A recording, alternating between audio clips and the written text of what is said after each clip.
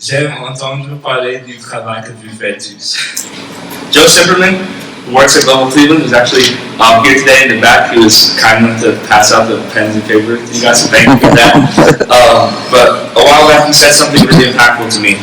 He told me that the biggest deficit we have in this country has nothing to do with education and nothing to do with the economy. He said the biggest deficit we have in this country is that of kindness and compassion.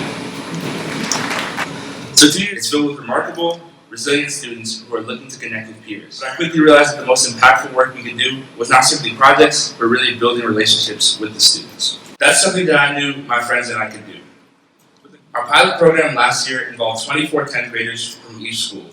Each student was paired with a buddy from the opposite school, and Israel was mine.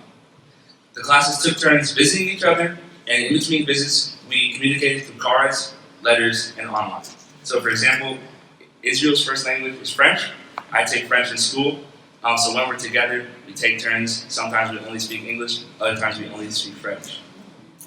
Yes, French is my first language. I also speak Lingala and now English, and I played Spanish at school.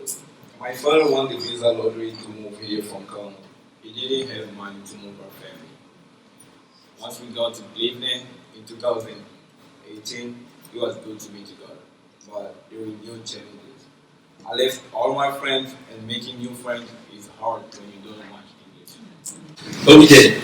Some of the friendships in the program, like Israel and I, go beyond just the walls of the school and the hours of our visits. We hang out, sleep over at each other's houses, and have dinner together with each other's families. And Israel recently has actually become my barber. He cuts my hair. He's actually really good at it, so that's what's up. On the left here, you can see some of my classmates and I. We went out to watch some of our Honey Respite buddies at a play that they put on. And to the right, you can see my parents with Israel's parents at an event, which is really cool just to see that as Israel and I became friends, our families grew closer and closer together. Here, we built bridges of mutual understanding and trust between teens and families from around the world. My classmates gained a broader understanding of society and gained practical exposure to people, cultures, governments, and religions that they once didn't understand. And they gained an increased awareness of the realities of being a refugee or an immigrant. Ms. Harper, who is our lead teacher from INA, Israel's English teacher, said that when we're together, her class engages in a way that they normally don't, and that this authentic purpose for using conversational English with American peers is invaluable both academically and socially. Honors will make me and my classmates feel special when our buddies come try to speak English, but no one don't. We're happy to say that we've been able to expand the program. This year we are including Beaumont schools, which is really exciting because that's an all-girls school. My school is an all-boys school. So being that INA is co-ed, we think it's really important to have both male and female American board students to buddy with INA students. In addition to involving Beaumont, we've just upped the number of students involved in the program who are practicing cultural and language exchange through friendship. Just this past Friday, several Honey-Respite students came together and planted a couple dozen trees at an East Cleveland cemetery. And here's a video. This past Friday was a really awesome day, but Israel wasn't there. Why, you might ask?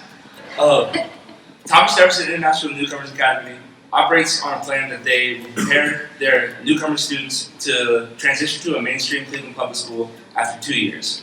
But Israel improved so much so quickly that he was able to transition after just 1 year.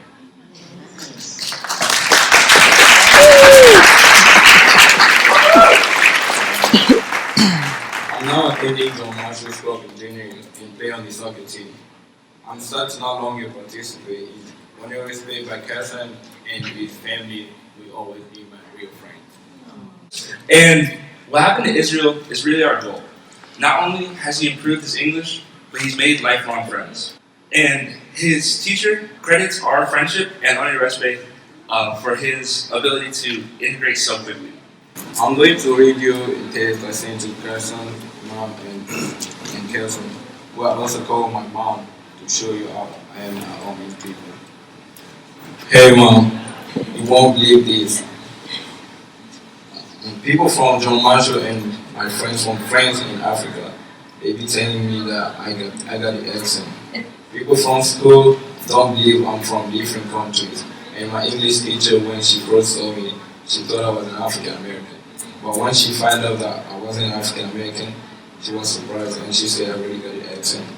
And I don't look like an African. By the way, I just wanted to thank you guys for being great people for me and my family and for helping us a lot. We appreciate and love you all so much. I'm so thankful. I'll wrap up by emphasizing that empowering newcomer students and families through social inclusion is critical to helping them become an asset to their new communities and restoring their sense of strength in these communities. Friendship is not one way, it's mutual. We have lots to offer newcomers, and newcomers have lots to offer us.